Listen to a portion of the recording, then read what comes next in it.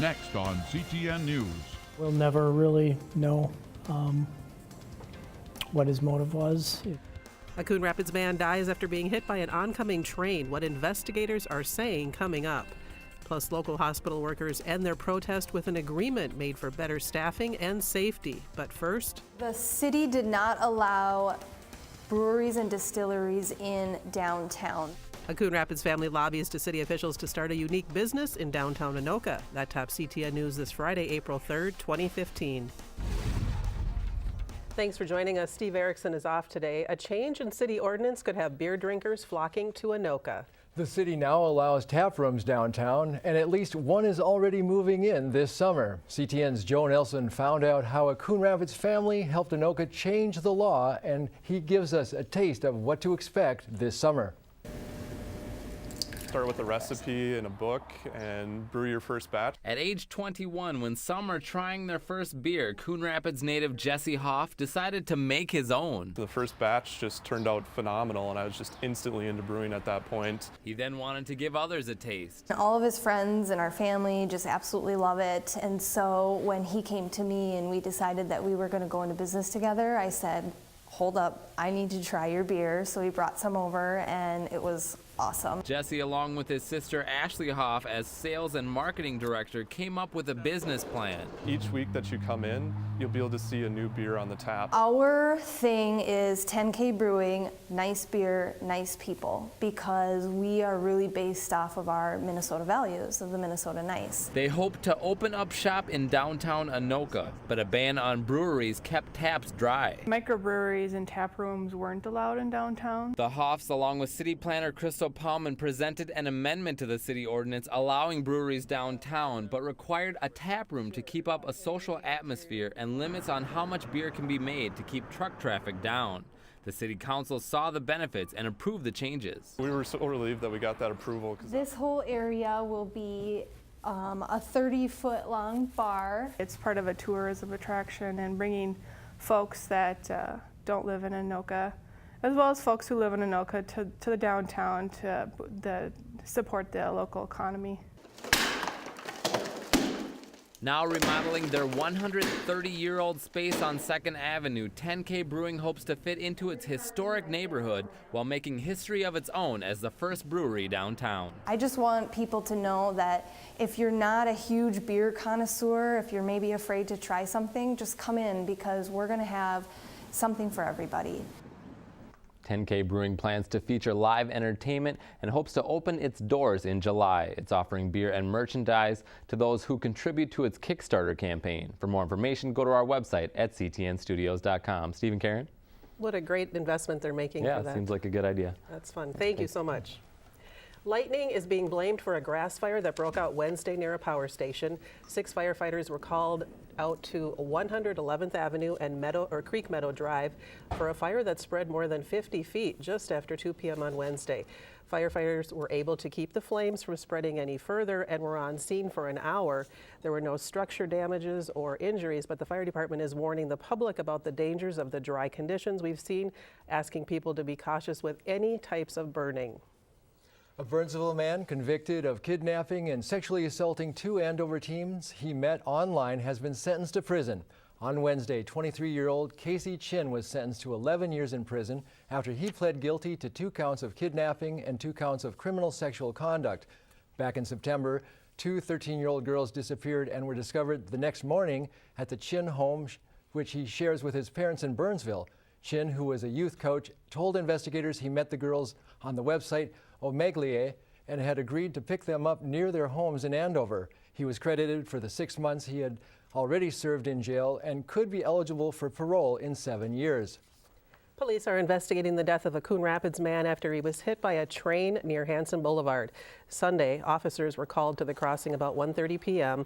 and they found the body of 31-year-old Bruce Pritchett, who died from being hit by a Burlington Northern Santa Fe Railway train.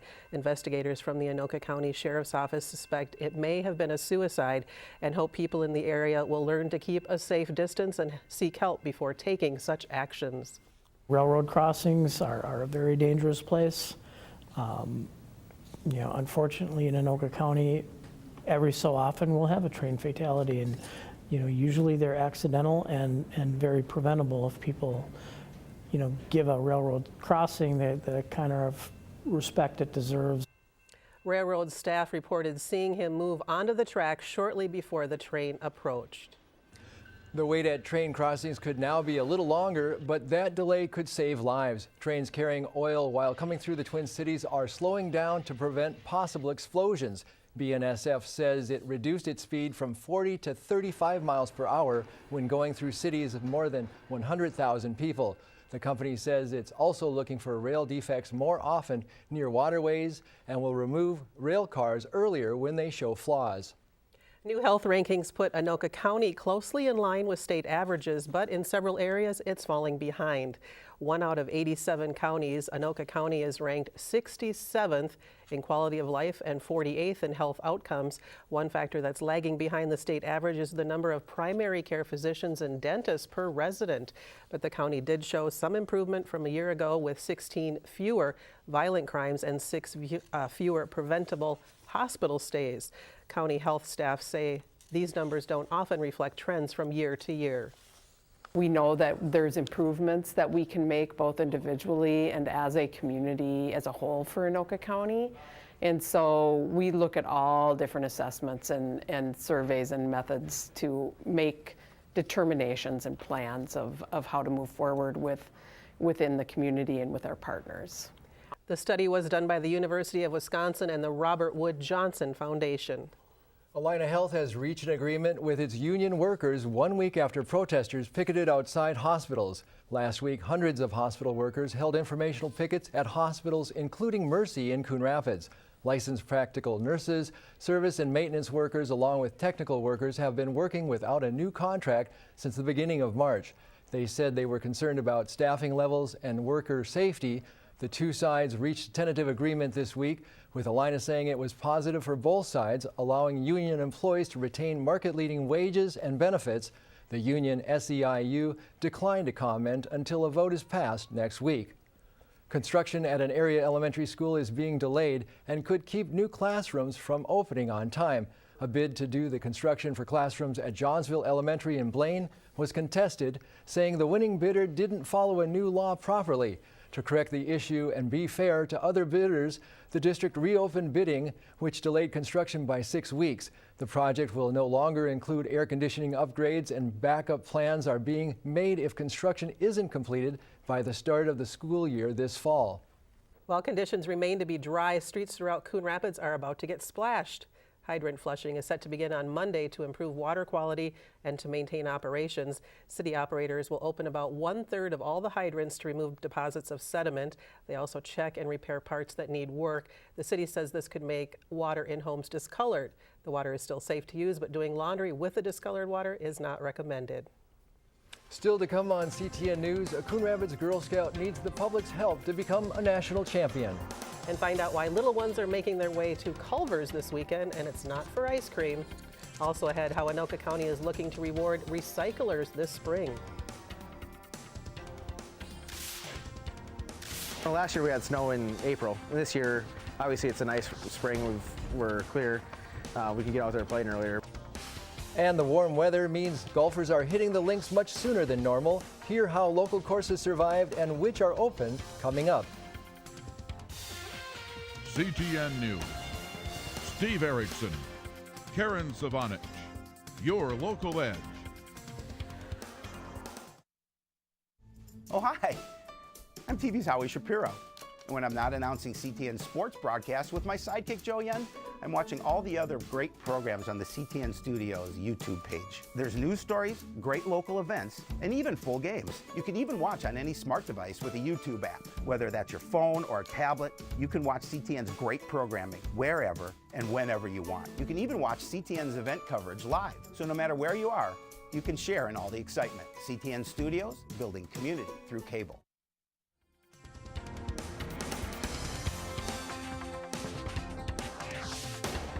We're only a few days into April, but for the first time in a long time, golf season is well underway. Local golf courses say tee times are being booked as early as mid-March. CTN's Jenny Yu takes us to the green that's usually a different color this time of year. It's a sound that's been in hibernation. following a long winter break. It's very unusual to start in March. An unusual but welcoming sight at Bunker Hills in Coon Rapids. We usually look at April 1st as being an exceptional start. Starting in March is a real bonus for us. Starter Charles Rugg-Roden says it's a contrast from last year. Last year we started the last week in April, got a little cold, shut down, and started full-time the first week in May. And just to put things into perspective, here at Bunker Hills, they say the last time they opened in March was in the 90s. Usually we don't go golf until the first week of May, so anytime we can get out before that, it's a great thing. All you got to do is turn around and look at the sun in my eyes and the temperature here. It's all, why wouldn't you be here? Where else would you rather be? Over at Victory Links in Blaine, golfers are rushing to book tee time. Probably one of the best parts of the job is to see guys out here having fun and enjoying the place. Superintendent Curtis Conkright says they're open for business after a slight delay. We were supposed to open up last week and it snowed twice. But already it's a major improvement from last year. Nothing out there is dead, so we're off to a good start that way. As for Mother Nature's unpredictability, you can plan for it, but you can't control it. So you just kind of play it by ear and do what you can do. In Anoka County, Jenny Yu, CTN News. Conkright says right now the soil temperature is about 40 degrees. That's under the turf, and it needs to be 50 degrees before the grass can start to grow. Anoka County is looking for recycling champions, individuals, groups, or organizations committed to reducing, reusing, recycling, and composting can be nominated for the award.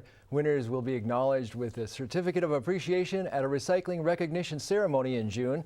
Nomination forms can be found online at anokacounty.us/recycle. All applications are due by May 8th. Kids from throughout the area are invited to come to Culver's in Coon Rapids Saturday, but not for ice cream and burgers, but for colored eggs. The annual Easter egg hunt is free of charge and starts at 10 a.m. for kids ages 2 to 10. Kids can also enjoy prizes, face painting, live music, and free books. More than 1 year after his death, Paul Walker reprises his most widely known role in his much-anticipated final film, out in theaters this weekend. Howie Shapiro has a preview of Furious 7 in this week's Now showing. Dominic Toretto, you don't know me. You're about to. Looks like the sins of London have followed us home. Remember Owen Shaw? This is his big bad brother. We're being hunted. One last ride. Get low when the whistle goes. The Fast and Furious gang is back, and this time it's personal.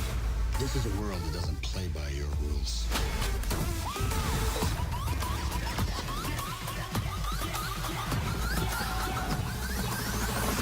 Like it or not, you and your friends are a part of it now.